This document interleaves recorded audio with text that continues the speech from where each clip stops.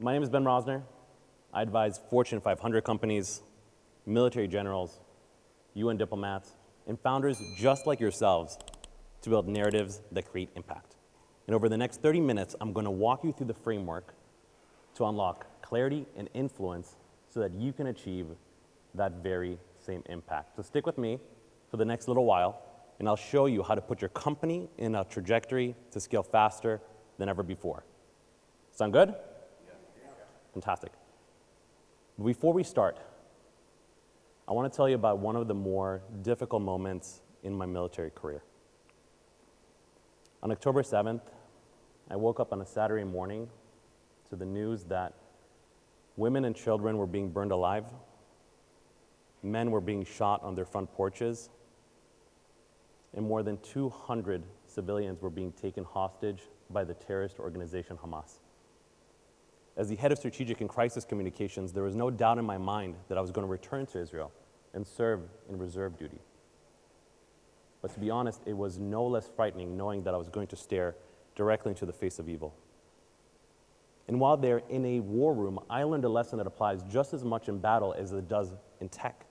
And that is that clarity under pressure is not a luxury.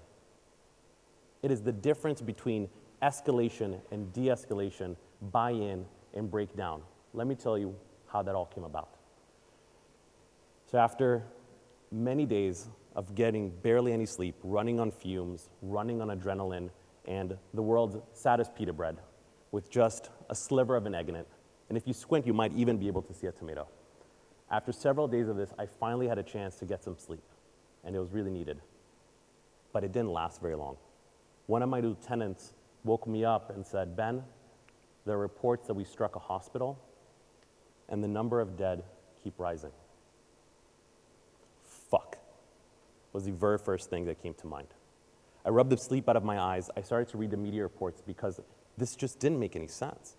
It wasn't within the rules of engagement to strike an actively used civilian hospital. And the tensions were rising.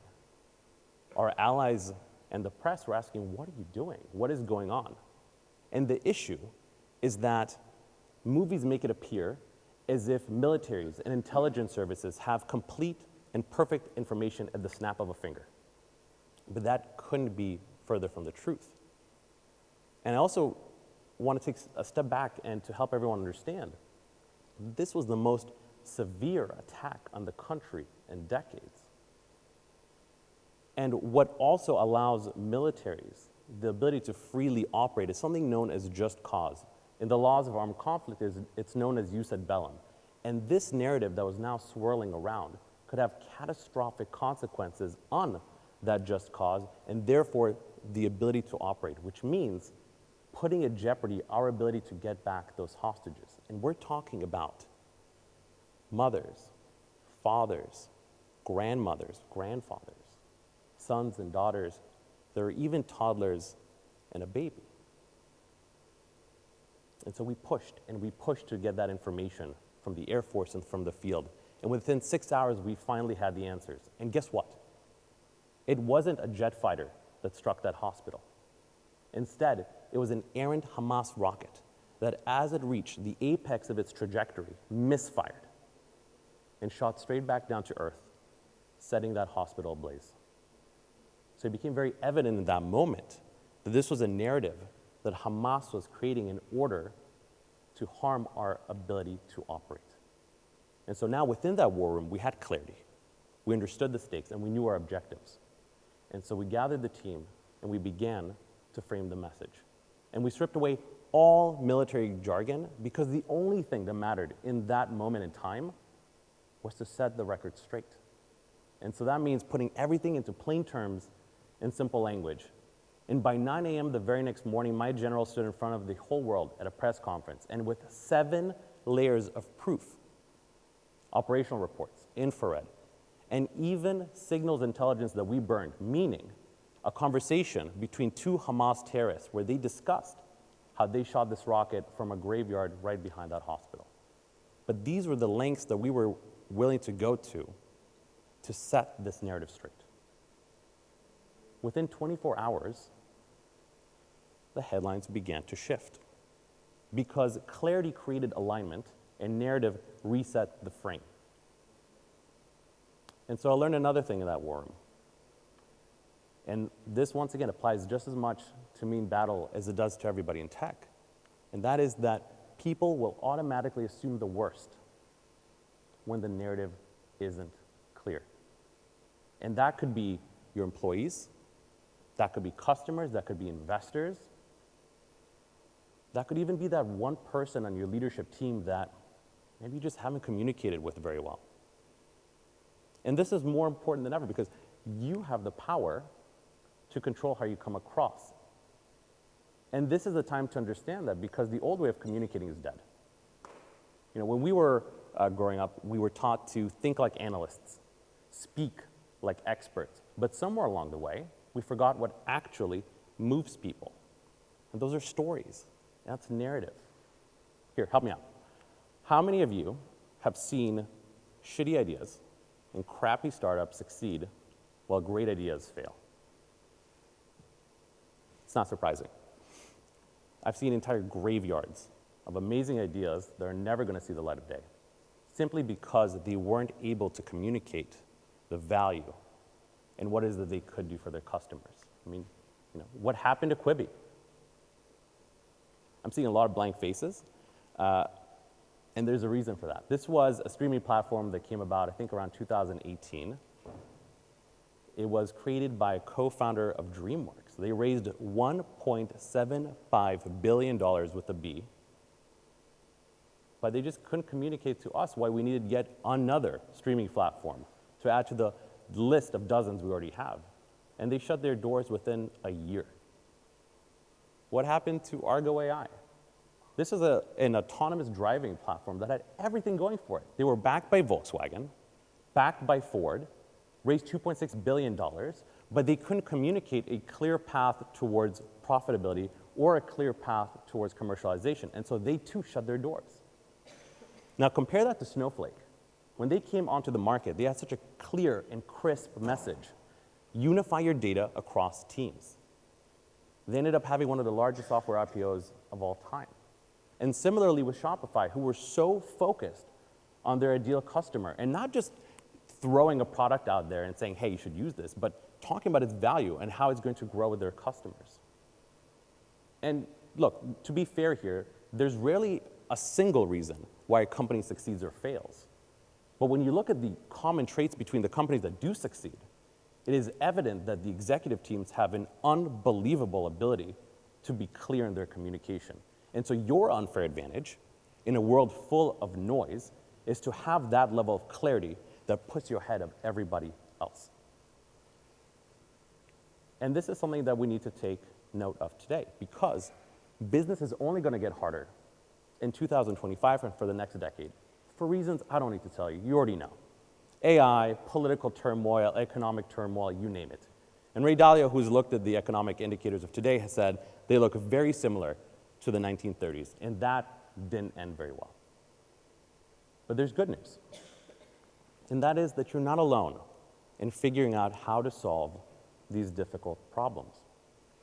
You're all here together to figure out how do we build the companies of tomorrow.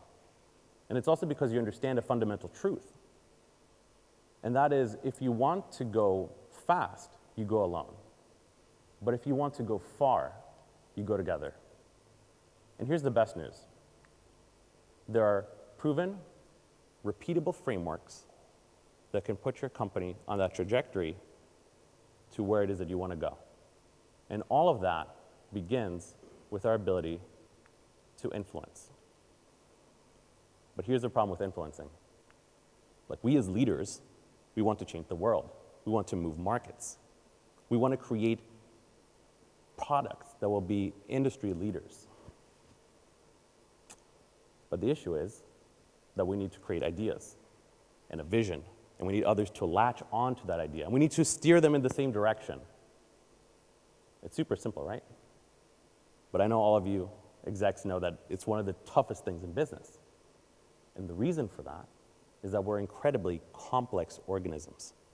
We're not made of ones and zeros. We have different backgrounds, different experiences. We speak different languages. And even within the same language, my British friends, we have different dialects and different nuances and meanings of words. And so with this massive challenge in front of us, how can we influence? How can we bring about clarity? Well, in my experience, the most effective way to communicate with clarity and influence is by employing narrative. So what is narrative? When I think of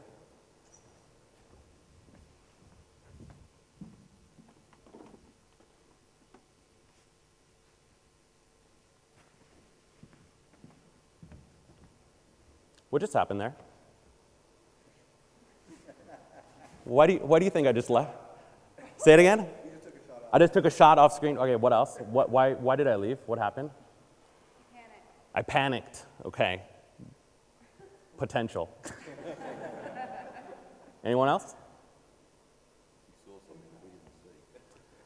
I saw danger before you. What we just experienced, what that was, is a visual experiment by the neuroscientist Rene Rodriguez. And he put that together in order to show that in the absence of answers and explanation, we create our own narrative. And that's what you might have done for me as well. And to understand that narrative is what we use to fill the gap when there is no explanation. The thing is, you can create it yourself, or others can do so for you. It's your choice. However, if others do it for you, it can have dire consequences, just like when I was in the military, and just like when you're out there fighting for your company. And so how do we build a great narrative? I know for me, it was honestly incredibly overwhelming when I was looking at some of the greatest communicators out there because they put the bar so high. But there is a breakdown of these. There is a way to approach this. And believe it or not, you all have the answers. In fact, you've been sitting on them all along. So do me a favor, look underneath your seats. Yep, go ahead. And there you will find not car keys, because this is not Oprah, and we are on a tight budget in year one.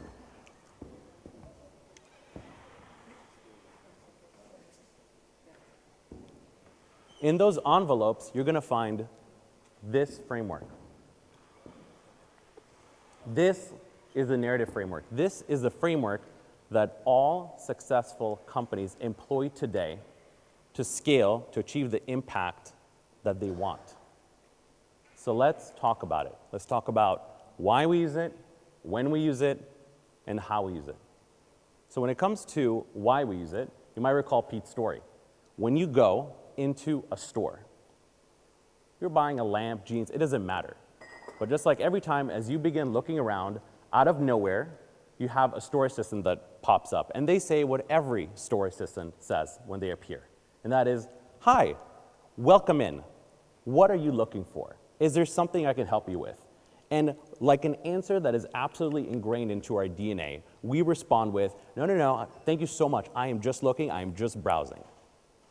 But why do we do that?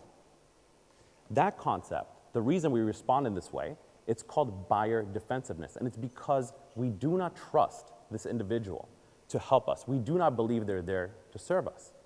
And so the narrative framework is one of the most powerful tools that we have to overcome this buyer defensiveness and take a conversation from one of mistrust and distrust all the way over to one of genuine curiosity to actually hear about what is your solution. So that is why we use it. But when do we use it? If any of you thought, well, right after the criticality and rarity framework, bonus points for you. This comes only after we have a crystal clear understanding of who is our ideal customer. What are the pains that they go through and viscerally feel every single day? What are the risks that they face if they don't solve these risks? What are the macro level issues that are causing these pains and these risks to occur? And lastly, what is your value stack? Or in other words, the unique combination of skills and expertise and benefits that you bring to the table to help solve these pains and these risks. It is only after we have complete clarity on that that we can move on to narrative. So let's talk about now how we use this framework. There are 5 components to the narrative framework. They are paradigm shift, the storms, winners and losers, the common thread, and social proof. The paradigm shift is the big change in the world. It is something that's taken place that now shifts how we view markets or how we interact with markets. The storms are the new issues that have come about as a result of this big change in the world. The winners and losers are the monikers, the descriptors that we give for those who are going to succeed in helping solve these issues, these pains, these problems that have arisen as a result of this big change in the world. Then we have the common thread. This one is particularly interesting because you can have different companies, different industries, of different sizes, but for some reason, there's something that ties them all together. They have been able to succeed in solving these pains and becoming winners in this new world because of an approach or a methodology or a unique combination of value. And so we are able to identify what those are. That's the common thread. And then lastly, we have the social proof, which is the evidence that you specifically can bring about the change to help customers win and solve these pains. So that's what this framework looks like. Let's use it in an example, and I'm going to use Andy Davis's favorite company, Stripe. Stripe is clearly, for all of us here, we know they're one of the most powerful fintech companies on earth. We're talking about a company that has service in 46 countries, 135 currencies. And it started with 2 brothers who in 2010 in Ireland came about and started to build this company. And while they didn't necessarily use the narrative framework on a one-to-one basis, their story fits in so well. So let's go through it. For them, when we looked at the issues, the paradigm shift for them, the big change in the world, was that the internet was becoming the default platform for global business. So we're talking anything from launching a company to products and services. This was the massive change. Obviously today we have the internet. This is nothing new to us. But back then, it became the default platform. The issue at the time, the storm, is that money wasn't moving at the speed of information. Meaning that while we might want to do business, it wasn't as easy to actually make that happen. And for anyone who wanted to, you were stuck with these old and clunky intermediaries. And you had no choice but to go along with them. And it was slow and painful and frustrating. And when you look at the winners and losers, it was clear that those who were going to help companies succeed in this new world would be the ones who can help them scale fast, expand their geographic footprint, and make that impact they wanted, while the losers would be stuck with their fax machine. For the common thread, this is something that I think is particularly interesting. The companies who really did well at the time, when we look at what connected them, they didn't just sell a product. They sold a vision. One where you don't have to be stuck in your small little geographic area, but you can service anybody in the world, and you can transact with a click of a button. And what Stripe did wasn't sell a product. They said, here's that future, here's where you are today, and we are that bridge. We will connect you from where you are, from your pain. We will make it go away, and we will help you achieve this vision. That is what they did. That is what so many successful companies did at that time. And then when it came to their social proof, it was crystal clear. Clean APIs, instant onboarding. They lived up to their promise that you only need 7 lines of code to begin transacting today. And then obviously, bring on Amazon and Shopify and millions and millions and millions of clients. That is how they ended up becoming one of the most powerful companies on earth, because they helped solve one of the most important issues in business, getting paid. And so now you know the formula. You understand the foundations of the framework. But here's my challenge to you. As you are growing in revenue, new markets, the number of employees you have, ask yourself, is my narrative putting me on the same path, that same trajectory to achieve the same success as Stripe? If that answer is anything other then a resounding yes. I highly encourage you to look to use this framework into your strategy. Because the truth is that you may not end up changing the whole world, but you will have an opportunity to change the worlds of those who come into contact with yours by solving their pain. And that's why this is so critical. And it's an amazing thing to achieve a Series A. It's an amazing thing even to achieve 50 million ARR. But to grow beyond demands a vision that is bigger than ourselves, and it demands leaders who can show with clarity where it is that you need to go.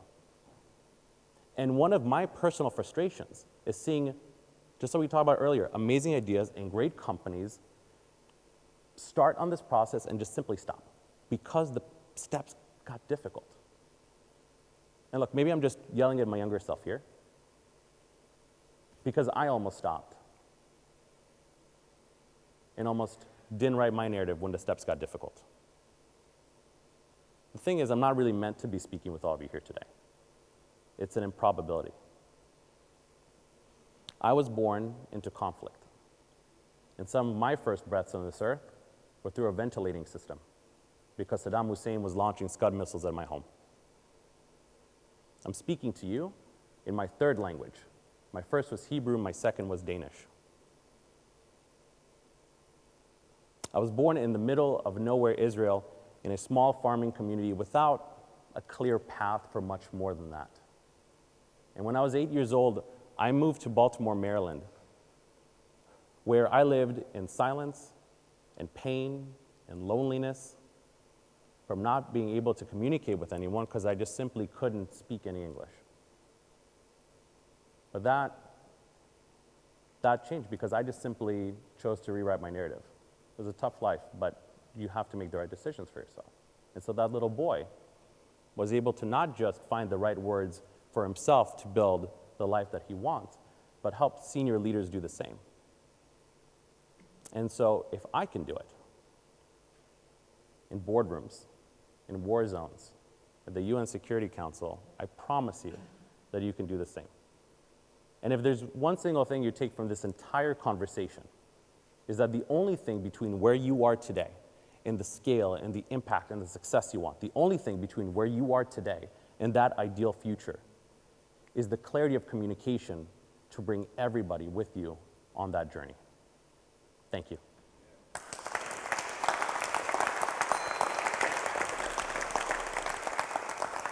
So Pete and Ben are now going to have a chat. I've got the mic, so if you want to ask a question, just put your hand up and I'll give you the mic, but just kick on and then... I have a question for you. Yeah.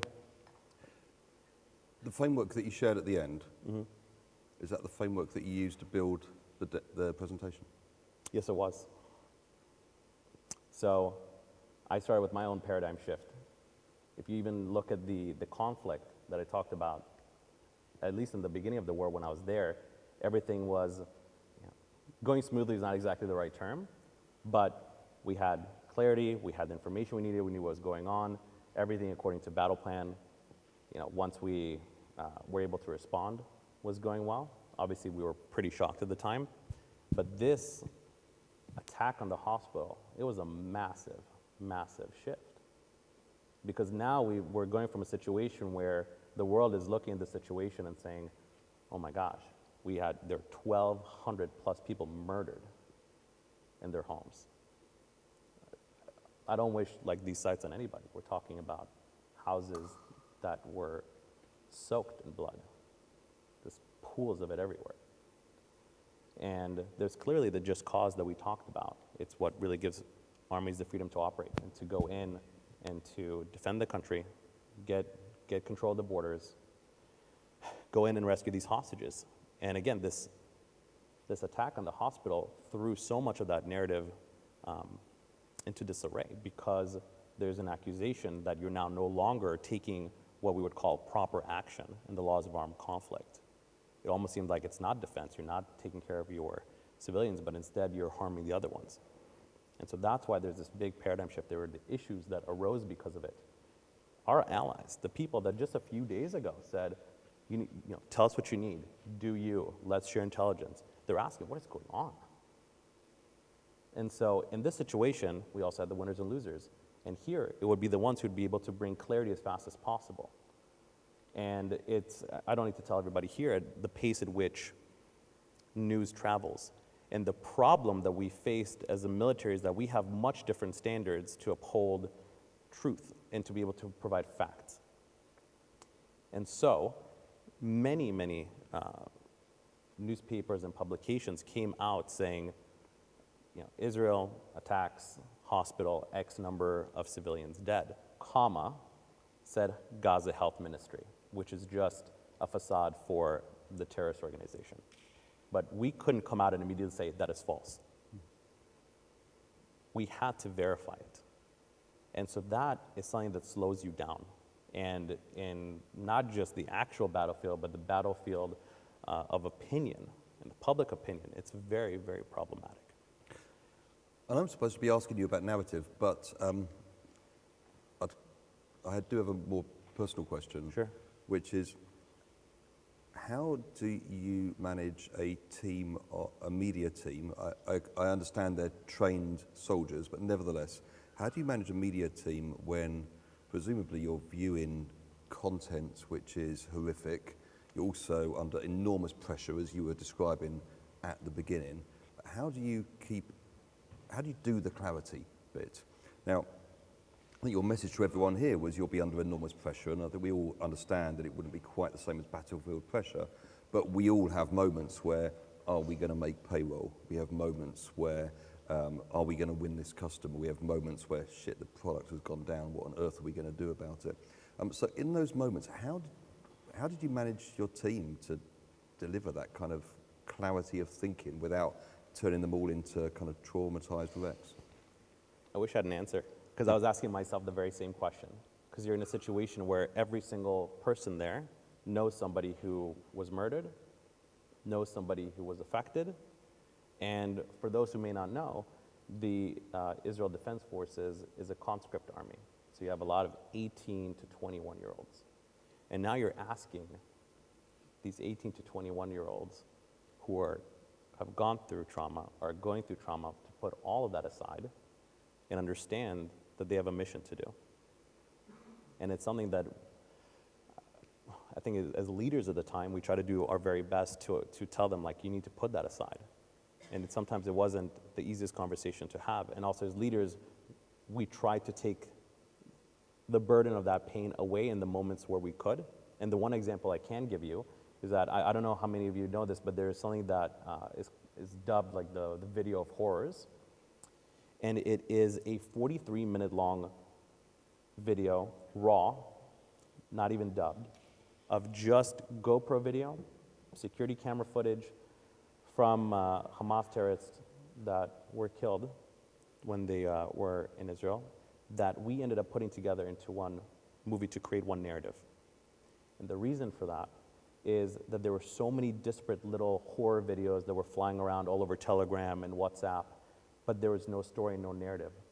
And so one of the things that I took upon myself with the team was to view over 30 hours of footage and horrors and some of the most vile and disgusting things I've ever seen in my life.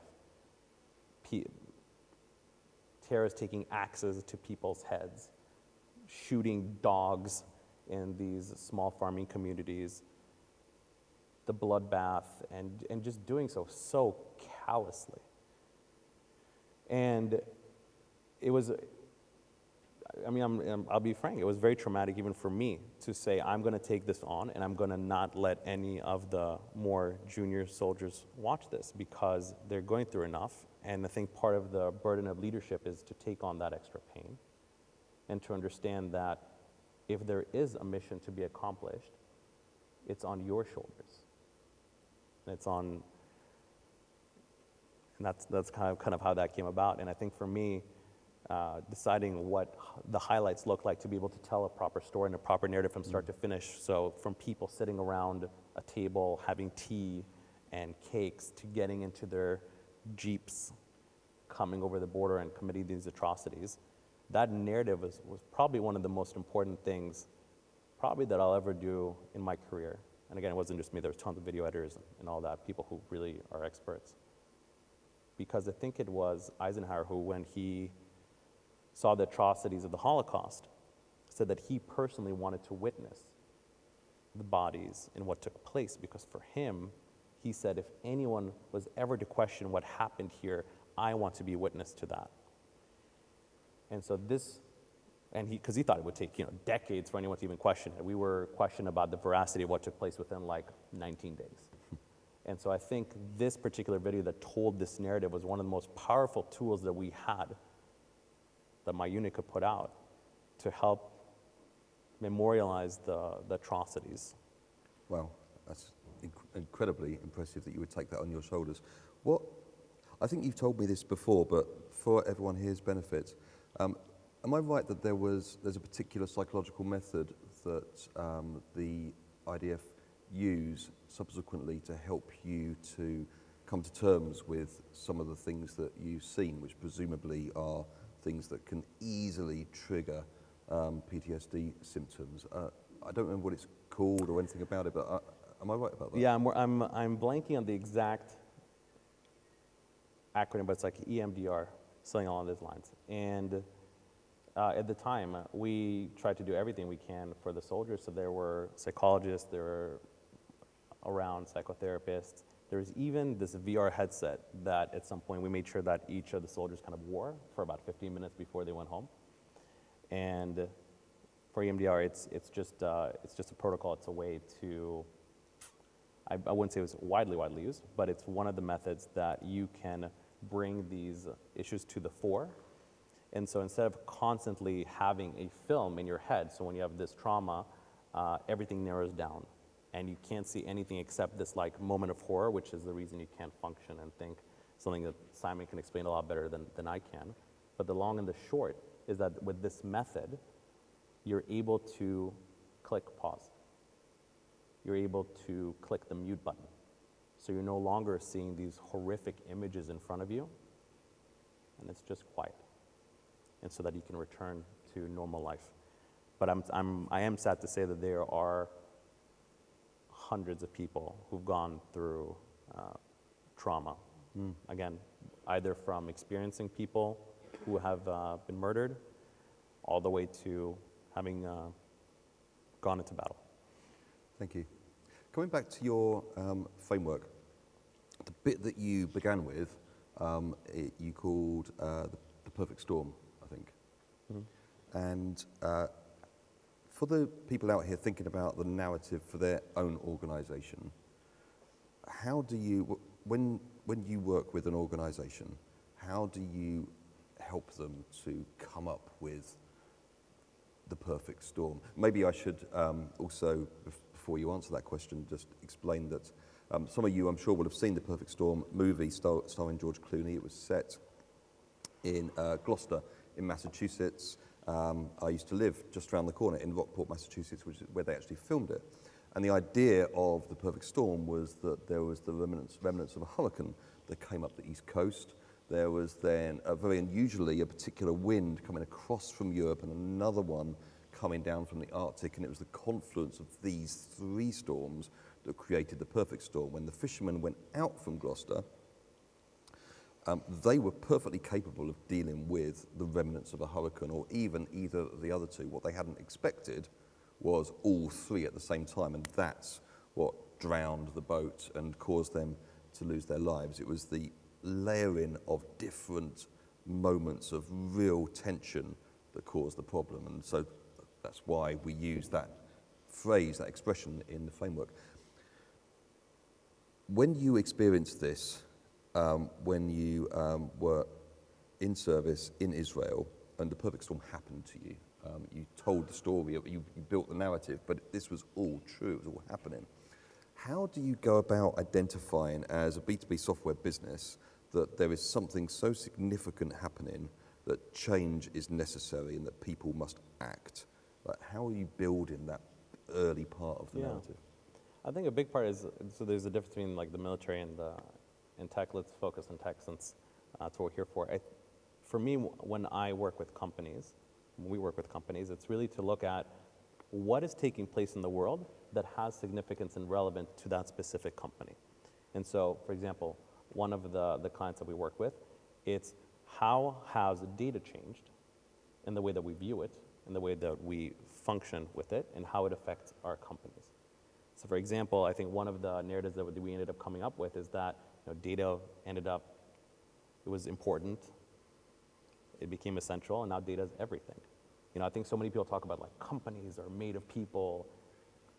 I've gone through a ransomware attack. When there's no access to data, like there's no company, like you can't do anything. And so we came to the conclusion, at least in this big narrative, that data really now is everything. And so if it is everything, what are you doing to protect it? Because with it, you have no company, you have no way to operate, you have no way to progress. And so that is a way where we can start talking about the shift, the big change that's taking place in the world as it relates to data. And so I would look, and I would encourage everybody here to think about what is the big shift that's happened in the world that is relevant to your company and how you interact with that change in the world and why you are important in fixing the issues that have come up because of this big change in the world. Thank you. I'm going to open up for questions in a moment. Monty, how long do we have until the break? 17 minutes. Wow, thank you. So 17 minutes, plenty of time. Good Sure. news. Before I do, I have one more question of my own. Now, I know in the interest of time, you deliberately shortened the framework, but in the middle, there's this idea of success framework. That's right. And you gave a success framework in the middle. You set up this idea in your talk that things can go really badly wrong. And when they go really badly wrong, some people win, some people lose. The winners, what is it? What's the common thread that they follow that allows them to be the winner and not the loser, that they see opportunity and not risk? And then obviously you skipped forward deliberately to the social proof, but there's that bit in the middle, which was, I think, when you got everyone to look under the seats, which is, here's the framework that you follow. How do you go about, like, what does that mean? What is a success framework? You gave everyone here, these are the 5 symbols that are your success framework, but how should an organization build it for themselves? Yeah, well, this comes from the criticality and rarity framework. It comes from that value stack. So it's your company's very specific approach, expertise, knowledge, benefits, integration, services, the way in which you go about solving this problem. And so one of the strongest parts of this narrative framework when it comes to sales is that it doesn't actually feel like selling. When you're speaking to a prospect, you're just trying to get onto the same page. So you're at a point where you're saying, here's what's changed in the world. Here are the issues that have come about. Like the companies that are going to succeed or fail are going to be able to do this or not do this. Here's what ties them together. And now, this is how you succeed. This is how you solve pains. And it just so happens that they use this framework that ties to our company. This is how we go about it. This is our approach. This is our methodology. This is the literal success framework. And that's when you can actually bring in everything that makes you unique and critical and rare to be able to help solve that.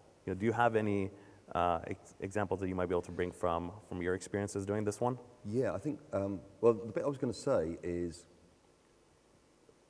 the narrative framework that you've shared, for me, should be embedded into all the key moments inside a buyer process.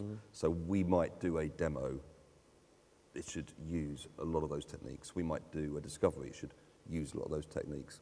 But the core, the moment when you give a presentation a little bit like the one that you gave, although I suspect most of us would struggle to give it quite as eloquently as you did, but when it's the time to give that presentation, I have a goal in mind, and the goal is to drop the buyer defense. You referenced this with the shop assistant example. And so what should happen in the sales process is you do the discovery, you discover that they have certain pains. By the way, discovery should not be about qualification. So you discover they've got certain pains. You then move forward into a bit where what most people would do is give the sale, give the demo. You might ask a few questions, and then you're like, let me show you my stuff. And that is a little bit like the shop assistant saying, hi, can I help you? And you saying, get out of my cave, like leave me alone, I don't want to talk to you. And so the way to get around that is instead of saying, how may I help you, it's instead to draw them in with that narrative. And so what I tend to tell organizations to do is to say something like, hey, you know, before we even like look at whether this is a good match between our two organizations or show you product or anything like that, it's probably useful for me to explain like why we even built this in the first place. And it's a nice segue into the narrative. And then there's probably about 15 minutes, a little bit shorter than your longer example, 15 minutes where you're able to go through those steps. The perfect storm, the winners and losers. There's a common thread that joins the winners together. Often that's a key phrase that's almost hashtagable. Then you get to the success framework, which I'll come back to, and then it's the social proof. By the time you get to the social proof, you have done that bit, which is changed the mind of the buyer sufficiently that buyer defenses drop away. Now they're curious and they want to find out what it is that you do. How can you help? I also see this problem, and usually when you get to the end, there's one of two responses. Either response one, that's awesome. We are thinking like that too. Can I have a copy of your deck? This is perfect. It's like we've met our perfect partner. Response number two, gosh, we haven't thought about it like that at all. This is fascinating. Can I have a copy of your deck? And by the way, how do you actually help with this? Like, what do you do? That's the invitation to pitch. And what I tell revenue teams is there should never be a sales pitch without the invitation, because if you don't get the invitation, those defenses are going to remain up. They might be polite, especially in the UK, they'll be very polite to you, but you'll never see them again. So you need the invitation. And the bit that unlocks it for me is that success framework. And so what we work with organizations on is once they've built those value stacks and we've gone through that process, then there's this moment where what is it that your customer should do to succeed? And we're often met with a sea of blank faces. Like, what do you mean? What is the framework? And so a little bit like yesterday when I shared that 7-step process for building a sales pitch, what is the underlying framework that allows your customers to succeed? Because you're going to walk them through it. And once they see that framework, the response should be, wow, that's exactly what we need to do. How do you guys help? And that gives the invitation to pitch. So for me, that's really at the heart of it. It's the unlocking of the buyer defenses. Anything you wanted to add to that? Solid. Any questions from anyone out? Jamie, I have a question. If that's Sorry, all right, Monty, if you don't I'll mind. leave you to be the compare. I remember the story about the hospital and the way that it was managed, and obviously well played, amazing, under pressure. What was the kind of consequence of being successful in that narrative? Did it kind of give further verification to the IDF that they were telling the truth? Did it have any consequences afterwards? So let's talk about the negative consequences of not being able to immediately refute it, and then we'll get to that. So, as I said, it took 6 hours to even understand what was going on, and then we had to wait until the next day, because this was in the evening when we understood the news, and so we had to wait until the next day, 9 a.m. Israel time, to be able to have that press conference to bring everybody together. But by the time this even began, there were demonstrations around the world, in Turkey, across the Middle East. And so it was, I can't even begin to explain how problematic it was, because now there are people who are demonstrating and obviously upset because they thought that civilians were being killed at the hands of the military, which obviously wasn't the case. And so I had many difficult conversations with editors of some of the biggest publications in the world, telling them, you are single-handedly responsible for these demonstrations around the world, for this misinformation that's going on. And as you can imagine, especially publications like the BBC, the Times, the Wall Street Journal, they stand by their coverage. And their responses was, well, we put the comma after and said the information came from, this source, which were the terrorists. And so there's a lot of damage that was done at that point. So those were the issues in the beginning. What it did help do, however, once we were able to prove it, is buy us some credibility with these journalists to say, okay, you know what, maybe we'll wait just a little longer. Maybe we'll ask a few more people in the government or the military what actually took place before we continue. And so that was some goodwill that we bought. Didn't last very long, but at least in that moment, that is what that allows you to do. And again, it's just, this is what happens when you just operate with different standards of reporting.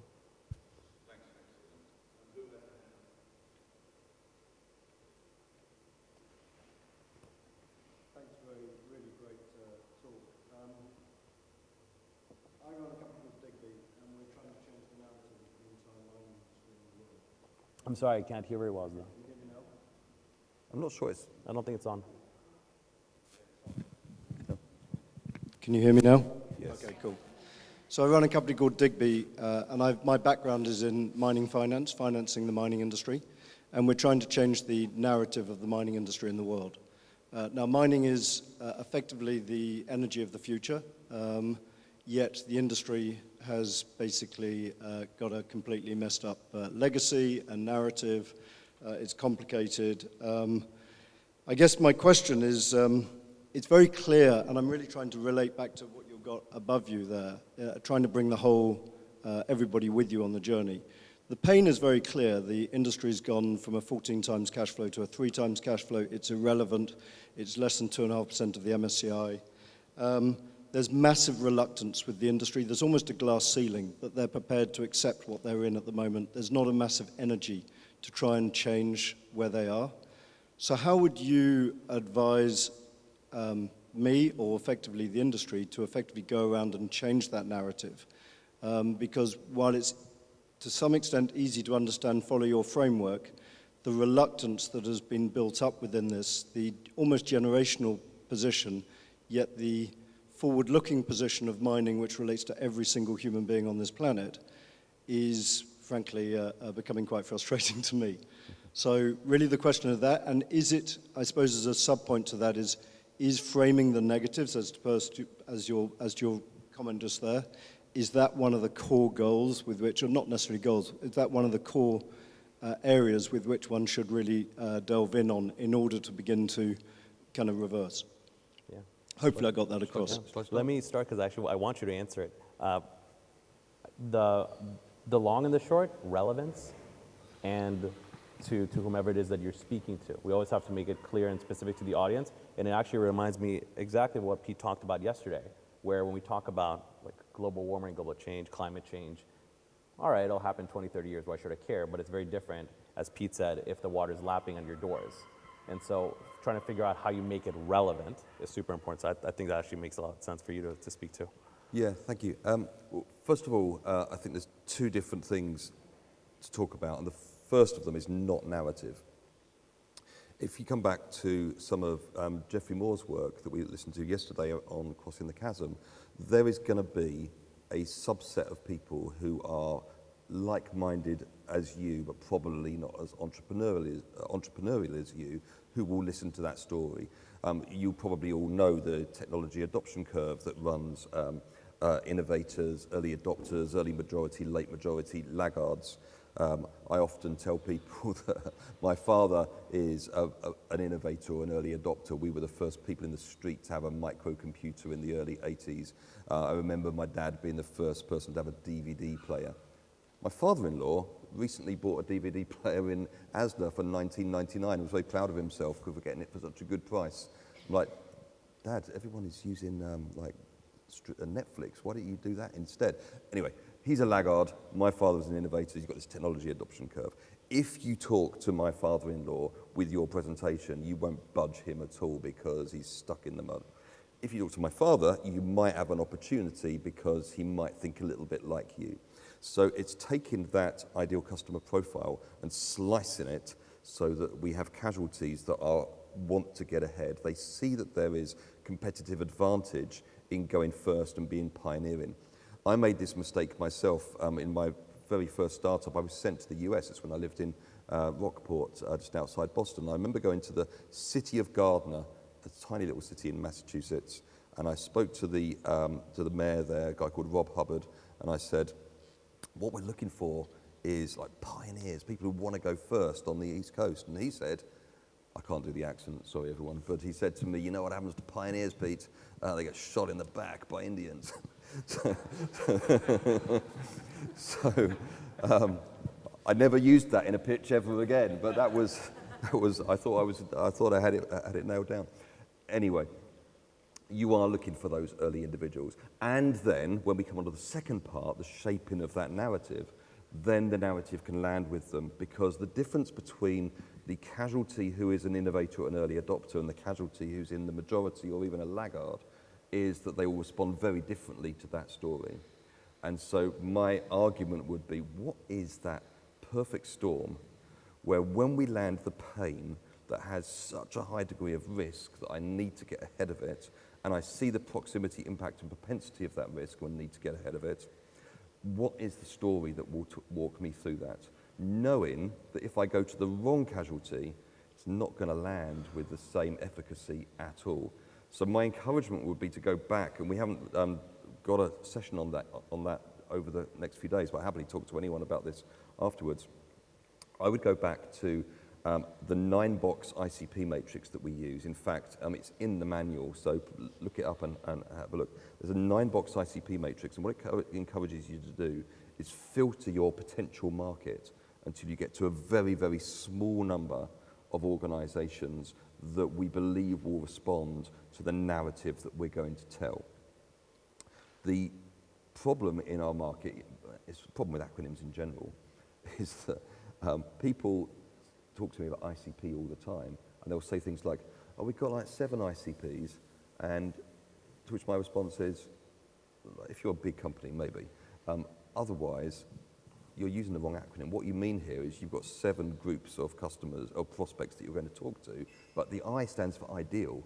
There can't be 7 that are ideal. There can only be 1 that's ideal, unless you are a much, much larger organization. So what is the ideal customer profile of a mining organization that believes that this change in the world is going to cause winners and losers, that they want to be a winner and they see that they might have to take some preemptive steps to get ahead of that so that you can get that early cohort of customers that will then allow you to slowly go across the chasm, go up that technology adoption curve. So for me, it's a confluence of 2 things: building the narrative, but understanding very, very acutely who that narrative is for. Did you want to add anything? No, that's great. What an amazing hour that was. A massive round of applause, please.